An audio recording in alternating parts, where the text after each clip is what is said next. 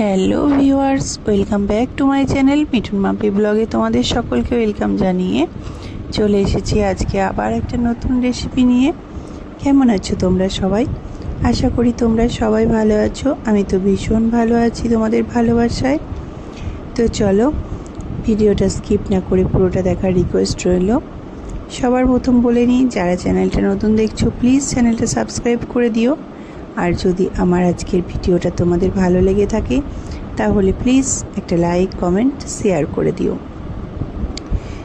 চলো ভিডিওটা দেখে নিই। তো দেখো, সবার প্রথমে পেঁপেগুলো আমি সুন্দর করে ধুয়ে জল ঝরিয়ে এভাবে রেখে দিয়েছি।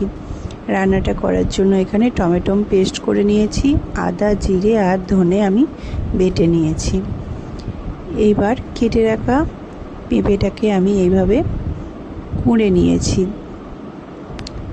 একটা কাপের মেজারমেন্ট করে নিয়েছি, সেই কাপটার 1 কাপ মতো আমি এখানে ময়দা ব্যবহার করেছি।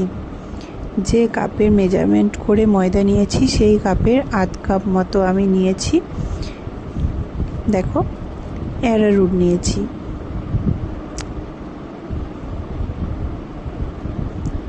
তো ময়দা আর এখানে কর্নফ্লাওয়ার নিয়েছি, আর তার সাথে নিয়েছি গুঁড়ো মশলা হিসেবে শুকনো লঙ্কার গুঁড়ো, ধনে গুঁড়ো আর সামান্য একটু জিরে গুঁড়ো।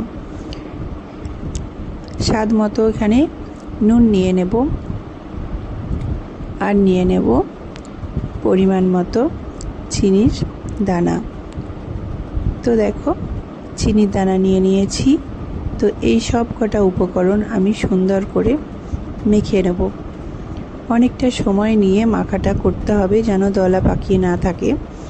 আর এটা মাখার সময় কোনো জল আমি ব্যবহার করিনি, কারণ পেঁপেটা থেকে অনেকটা জল বেরোবে। তোমরা দেখবে যদি জল লাগে তোমরা ব্যবহার করতে পারো। তো মাখাটা ঠিক এই রকম হবে দেখো। এবার আমি 5 থেকে 7 মিনিট মতো এই মাখাটা চাপা দিয়ে রেখে দেব। দেখো মাখাটা অনেক সুন্দর হয়ে গেছে। এবার আমি একটা কড়াইয়ের মধ্যে তেল দেব। তেলটা একটু বেশি দিতে হবে, কারণ এই কোপ্তাগুলো ডুবো তেলে ভাজতে হবে। এইভাবে গোল গোল করে হাতে শেপ দিয়ে নেব, দিয়ে আমি তেলের মধ্যে একটা একটা করে দিয়ে দেব। তো দেখো এভাবে আমি শেপ দিয়ে সব কটা কোপ্তার আকারে আমি তেলের মধ্যে দিয়ে দেব। একে একে করে সব কটা কোপ্তার আকারে আমি তেলের মধ্যে দিয়ে দিয়েছি। এবার আমি এটা হতে কিছুটা সময় দেব। কিছুক্ষণ পর এক পিঠ আমার হয়ে গেলে উল্টো পিঠটা আমি উল্টে দিয়েছি। দেখো আমার ভাজা হয়ে গেছে। সুন্দর করে লাল করে একটু ভাজতে হবে। দেখো প্রত্যেকটা কত সুন্দর হয়েছে। তো এইভাবে উল্টে পাল্টে লাল করে সুন্দর করে ভেজে নিতে হবে। দেখো ভাজাটা আমার হয়ে গেছে। এবার আমি একটা পাত্রের মধ্যে সব কটা তুলে নেব। তো ভিডিওটা দেখতে দেখতে অবশ্যই বলে যাবে তুমি কোথা থেকে আমার ভিডিওটা দেখছো। তো ভাজা হয়ে এসছে, আমি সব কটা কোপ্তা একসাথে তুলে নেব। ভালো করে চিপে চিপে তেলটা ছেঁকে ছেঁকে আমি এইভাবে সব কটা তুলে নিয়েছি একটা পাত্রে। চলো এবার রান্নাটা করি।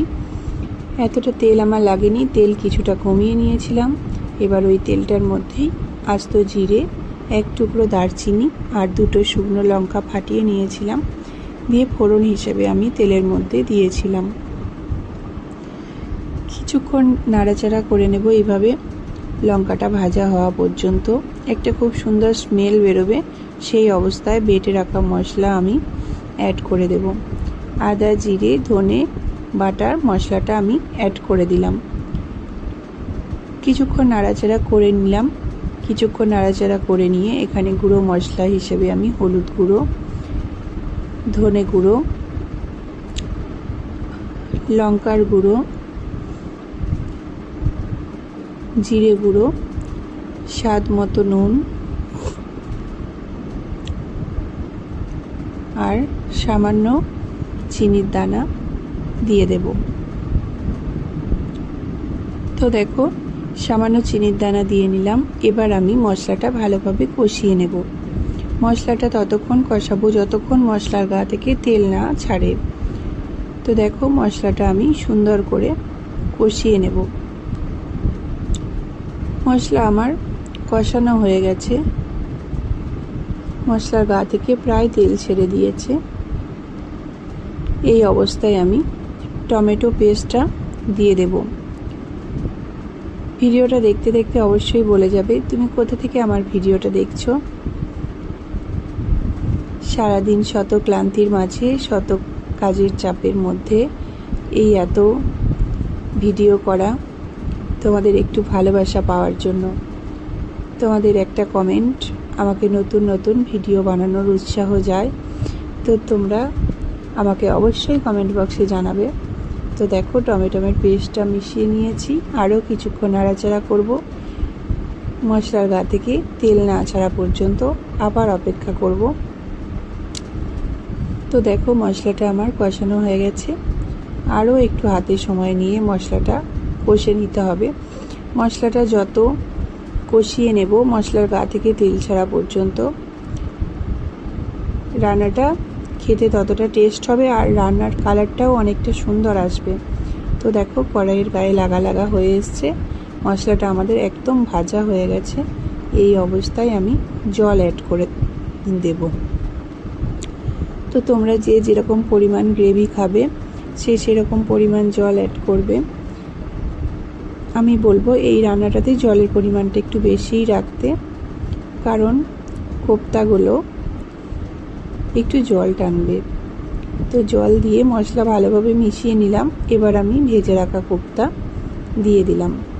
কিছুক্ষণ নাড়াচাড়া করে নিলাম। 5 থেকে 7 মিনিট মতো চাপা দিয়ে রান্নাটা আমি হতে দিয়েছিলাম। 5 থেকে 7 মিনিট পর ফিরে এসেছি। দেখো আমার রান্নাটা রেডি হয়ে গেছে। তো গ্যাসের ফ্লেম বন্ধ করে তোমাদেরকে দেখাই। দেখো গ্যাসের ফ্লেম বন্ধ করে রান্নার কালারটা কত সুন্দর দাঁড়িয়েছে। তো চলো তোমাদেরকে একটা বোলের মধ্যে সার্ভ করে আমি দেখাবো রান্নাটা কত সুন্দর হয়েছে।